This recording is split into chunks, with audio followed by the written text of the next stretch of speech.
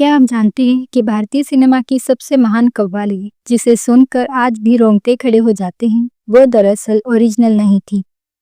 जी हाँ, 1960 की फिल्म बरसात की रात की वो रूहानी धुनें सरहद पार पाकिस्तान से आई थे। लेकिन रुकिए, ये सिर्फ एक कॉपी पेस्ट का मामला नहीं है।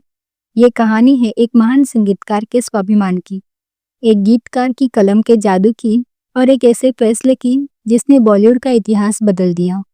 आज के इस वीडियो में हम खोलेंगे नाटो कारवा की तलाश है के पीछे छिपे वो राज जिन्हें सुनकर आप दंग रह जाएंगे।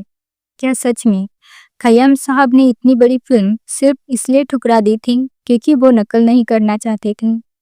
चलिए जानते हैं बॉलीवुड के सुनहरे दौर का ये कड़वा और मीठा सच। साल 1960। निर्माता और अभिनेता भरत भूषण एक ऐसी फिल्म बनाना चाहते थे जो संगीत के मामले में मील का पत्थर साबित हो। फिल्म का नाम रखा गया था बरसात की रात। इस फिल्म के लिए उनकी पहली पसंद कोई और नहीं बल्कि उस्ताद संगीतकार खय्याम थे।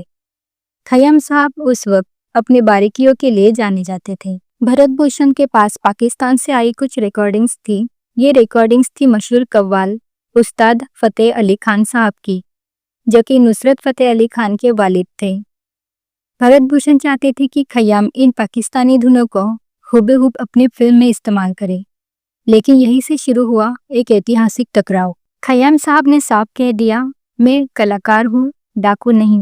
मैं किसी और की मेहनत की नकल नहीं करूँगा। सोचिए, उस दौर में जब बरसात की रात जैसी बड़ी फिल्म मिलना किसी के लिए भी करियर की सबसे बड़ी बात होती, खय्याम ने अपने उसूलों के लिए उस फिल्म को लात मार दी। लेकिन क्या आप जानते हैं कि खय्याम के जाने के बाद जब संगीतकार रोशन की एंट्री हुई तो उन्होंने इन धुनों के साथ क्या किया? क्या उन्होंने सिर्फ चोरी की या उसे कुछ ऐसा बना दिया जो ओरिजिनल से भी बेहतर था? जवाब आपको हैरान कर देगा। खय्याम के जाने के बाद कमान सौंपी गई रोशन साहब को। रोशन साहब ने धुन सुनी और उन्हें एहसास हुआ कि ये धुनें वाकई बहुत शक्तिशाली है। उन्होंने एक बीच का रास्ता निकाला। उन्होंने धुनों के मूल ढांचे को वैसा ही रखा, लेकिन उसमें भारतीय शास्त्रीय संगीत और फिल्मी ऑर्केस्ट्रा का ऐसा तड़का लगाया कि वो धुनें पूरी तरह बदल गई। पर असली जादू किया था कलम के जादूगर साहिर लुधियानवी ने। साहिर साहब ने जब सुना कि ये धुनें पाकिस्तानी कव्वालियों से प्रेरित थे, तो उन्होंने ठान लिया कि वो ऐसे शब्द लिखेंगे जो रूह को छू जाए। ना तो कारवा की तलाश है कि असली पाकिस्तानी कव्वाली थी, ना तो भूत कदे की तलब मुझे। साहिर ने इसे बदलकर जो इबादत और मोहब्बत का संगम पेश किया, उसने लोगों का ध्यान धुन से हटाकर शब्दों की गहराई पर डाल दिया। चलिए अब गहराई से समझते हैं कि कौन सा गाना कहाँ से आया था। ना तो कारवा की तलाश, ये फतेह अली खान की कव्वाली ना तो भूत कदे की तलब मुझे पर आधारित थी। रोशन साहब ने इसमें मन्ना डे, मोहम्मद रफ़ी और आशा भोसले की आवाज़ों का ऐसा बैलेंस बनाया कि ये कव्वाली जंगे संगीत बन गई। निगाहे नाज के मारों का हाल क्या होगा, ये कव्वाली भी फतेह अली खान के शहर करीबी सितारों का हाल क्या होगा से प्रेरित थी।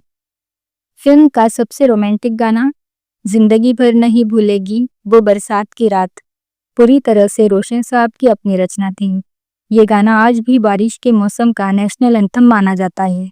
लेकिन इस कहानी का सबसे इमोशनल हिस्सा तो अभी बाकी है। जब ये गाना रिकॉर्ड हो रहा था तब स्टूडियो में क्या माहौल था? मोहम्मद रफ़ी और मन्ना डे के बीच क्या कोई कंपटीशन था?